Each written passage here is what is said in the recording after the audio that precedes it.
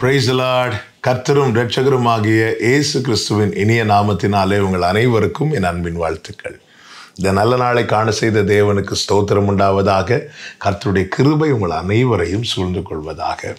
சங்கீதம் 64:2. துன்மார்க்கர் செய்யும் இரகசிய ஆலோசனைக்கும் அக்கிரமக்காரருடைய கலகத்துக்கும் என்னை விலக்கி மறைத்தருளும். கர்த்தருடைய பரிசுத்த நாமம் மகிமைப்படுவதாக. தாவீதின் அருமையான ஒரு சங்கீதம். இந்த சங்கீதத்திலே தாவீது ஏறெடுத்த ஜெபம் இது. துன்மார்க்கருடைய இரகசிய ஆலோசனை, அக்கிரமக்காரருடைய கலகம், இதற்கு என்னை விலக்கி மறைத்தருளும். யார் இந்த துன்மார்க்கர், யார் இந்த அக்கிரமக்காரர் என்று தாவீது அடுத்த வசனங்களிலே சொல்லுகிறார். அவர்கள் தங்கள் நாவை பட்டயத்தை போல கூர்மையாக்குகிறார்கள். அடுத்த வசனத்தில் மறைவுகளில் உத்தமன் மேல் எய்யும் பொருட்டு கசப்பான வார்த்தைகளாகிய தங்கள் அம்புகளை நாணேற்றுகிறார்கள்.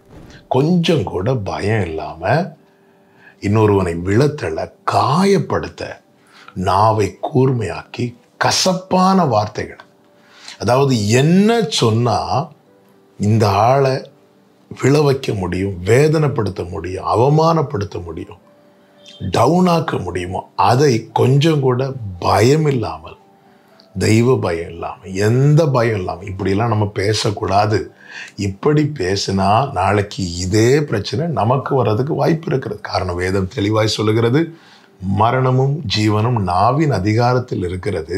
நாம் எந்த அளவின்படி ஒருத்தங்களை அளக்கிறோமோ அதே அளவின்படி நமக்கு அளக்கப்படும். இது குறித்த கொஞ்சம் பயமும் இல்லை. ஒரு காரியத்தை மனதில் வைக்காமல் பிறரை வீழ்த்தும்படி, காயப்படுத்தும்படி, டவுனாக்கும்படி, அவங்க சந்தோஷத்தை கொலைக்கும்படிக்கு, அவங்களை அவமானப்படுத்தும்படிக்கு, அவர்கள் கண்ணீர் விட்டு அழும்படிக்கு கசப்பான வார்த்தைகளை தொடுக்கிறார்கள் அல்லவா, இவர்கள் தான் அக்கிரமக்காரர், துன்மார்க்கர். தாவீது சொல்லுகிறார், இதற்கு என்னை விலக்கி காத்தருளும். நான் ஆவிக்குரிய கண்ணோட்டத்தோடு இந்த வார்த்தையை முன்வைக்கிறேன். இப்படிப்பட்ட செயலுக்கு என்னை விலக்கி காத்தருளும். இந்த ஜெபம் நமக்குள்ளே தேவை. காரணம், இப்படி பேசுகிறவர்களுக்கு என்ன நடக்கும் என்று கீழே சொல்லப்பட்டிருக்கிறது. 7வது வசனத்தில், ஆனாலும் தேவன் அவர்கள் மேல் அம்புகளை எய்வார், சடுதியாய் அவர்கள் காயப்படுவார்கள். பிறரை வார்த்தையினாலே காயப்படுத்தி கொண்டிருக்கிறார்கள் அல்லவா, அவர்கள் மேல தேவன் அம்புகளை எய்வாராம். அப்படி தேவன் அம்புகளை எய்யும் போது சடுதியான காயம் உண்டாகுமா.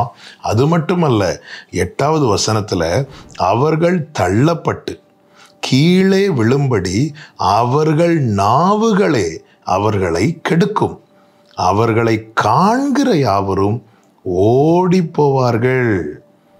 அவர்கள் நாவுகளே அவர்களை கெடுக்குமா. பிரியமானவர்களே, கர்த்தர் நமக்கு தந்த நாவு நம்மை கெடுப்பதற்காக இருக்கக்கூடாது.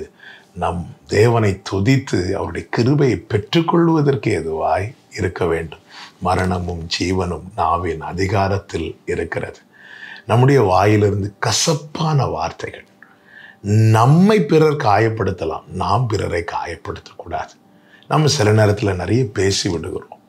நாம் பேசினதை குறித்து மனம் வருந்துகிறோமா, இல்லை நாம் பேசினது கரெக்டு என்று நியாயப்படுத்துகிறோமா? கர்த்தர் எல்லாவற்றையும் கவனித்து கொண்டிருக்கிறார். எல்லாவற்றையும் தேவன் பார்க்கிறார். தேவ பிள்ளைகள் இந்த விஷயத்தில் ஞானமாய், கவனமாய், எச்சரிக்கையாய், பயத்தோடு இருக்க கடவோம். காரணம், நம்மை இந்த நாவு கெடுப்பதற்கு எதுவாய் பயன்படுத்தப்படக்கூடாது. மாறாக கர்த்தருடைய சமூகத்திலே நிலை நிற்பதற்கு ஏதுவாய் பயன்படுத்தப்பட கர்த்தர் அனுகிரகம் செய்வாராக. ஜெபிக்கலாமா? எங்கள் நல்ல தகப்பனை, இரக்கமுள்ள தேவனே, அப்பா, கசப்பான வார்த்தைகளை நாங்கள் வெளிப்படுத்தாமல், எங்கள் நாவுகளை எங்களை கெடுப்பதற்கு ஏதுவாய் நாங்கள் பயன்படுத்தாமல் எங்களை காத்து கொள்ளும். நீர் கிருபை தந்து நடத்தும். எங்கள் வாயின் வார்த்தைகள் பிறர் காய மாற்றுவதற்கு ஏதுவாய் இருப்பதாக. இயேசுவின் நாமத்தில் பிதாவே, ஆமென்.